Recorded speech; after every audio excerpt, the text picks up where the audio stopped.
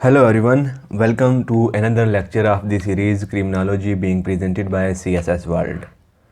In this lecture, our topic is Islamic Perspective on Crime and Deviance.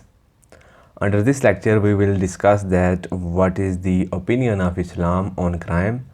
Let's start this lecture now. First of all, we will revise the definitions of crime, sin and deviance. Remember, we have already studied that crime is that illegal act for which someone is punished by the government.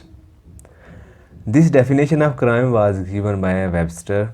If we see that the definition of crime in Islam, then according to Islam, anything that has bad social implication and forbidden by society is categorized as a crime.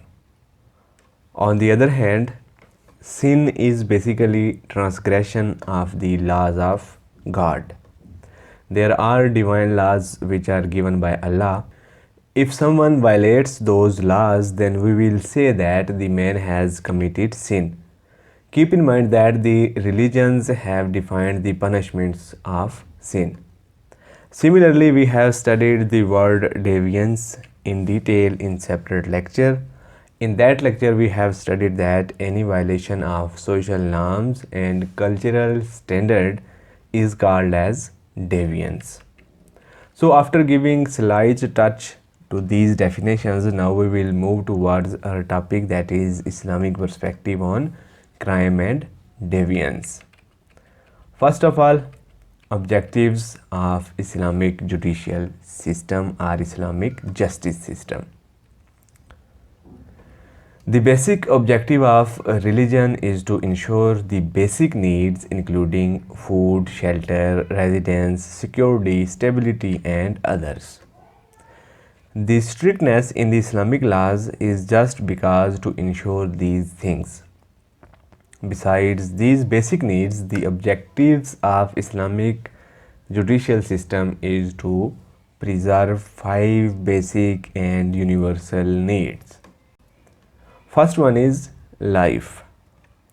The Islamic judicial system is focused at ensuring the right of people to live. Second one is religion.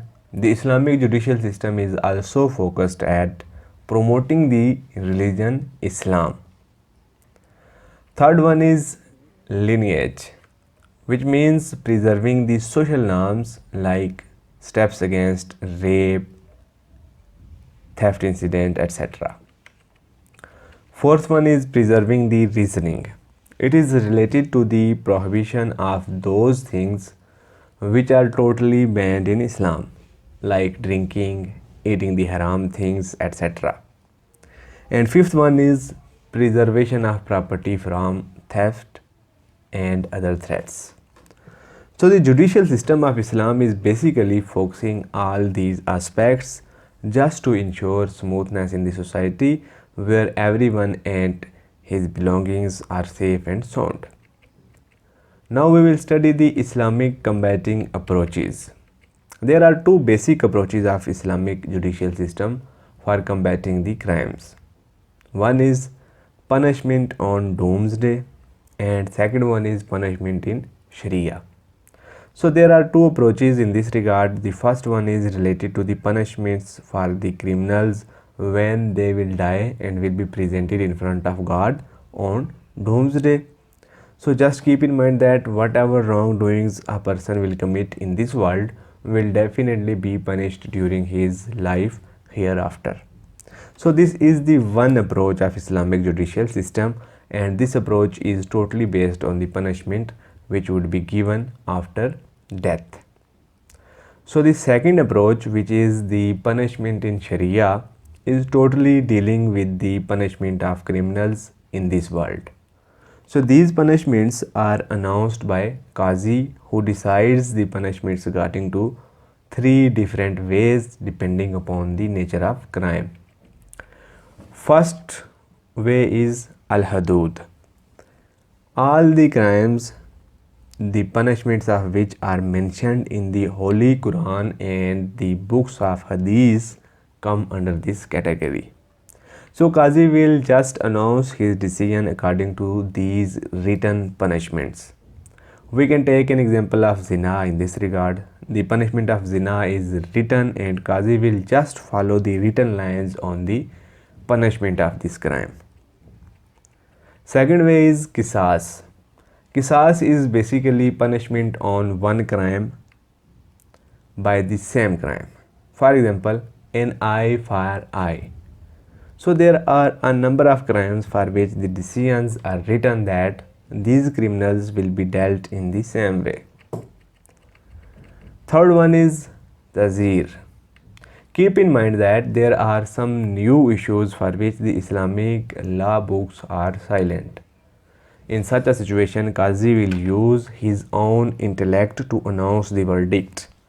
So tazir is basically discretionary powers used by Qazi in the issues which are new or for which there is no mentioned punishments.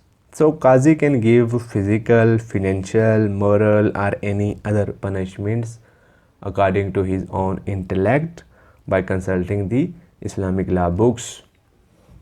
Now we will study the principles of justice in Islam. Keep in mind that there are very strict principles of justice system in Islam. There is a proper procedure of declaring someone as a criminal. It contains 5 steps. First one is innocent. According to Islamic justice system, a criminal will be considered as innocent until the guilt is proven. So, until and unless the criminal is being prosecuted and the guilt is not proven, no one can say that he is a criminal. He would be considered as an innocent person. Second one is criminal prosecution. There is proper prosecution system in Islamic judicial system through which a criminal goes during his trial. This system don't believe in doubts. The system clarifies the criminality of the criminal. Third one is severe punishment. When the criminality of a criminal is proven, then there are severe punishments in Islam. The criminal will be punished to discourage future crimes. Fourth point is equality. There is equality in the justice system of Islam. The decision which would be announced will be based on merit. The powerful and weak have same punishments. Everyone is equal in justice system of Islam. Fifth point is prevention. Keep in mind that Islam encourages people not to commit crime so that they may not face any punishment. So basically it says that prevention is better than cure. Now we will conclude our discussion. From the above mentioned discussion, we can say that Islamic perspective on crime and deviance is essence of all the criminal theories which we have covered. The best thing is that as we say that Islam is the complete code of conduct, so the other aspects of Islam also help in minimizing the crimes. Like if there is poverty, so the poverty increases the chances of crime. But Islam asks people to pay zakat to resolve the issue of poverty. If there is rape is a crime, and Islam urges people to follow the legal marriage age to protect people from this sin. And there is a lot of other things for which the other aspects of Islam play a role to minimize the chances of crime. So this was all from today's lecture. Thanks for watching this video. Like, share, subscribe and don't forget to press the bell icon for more videos. Goodbye.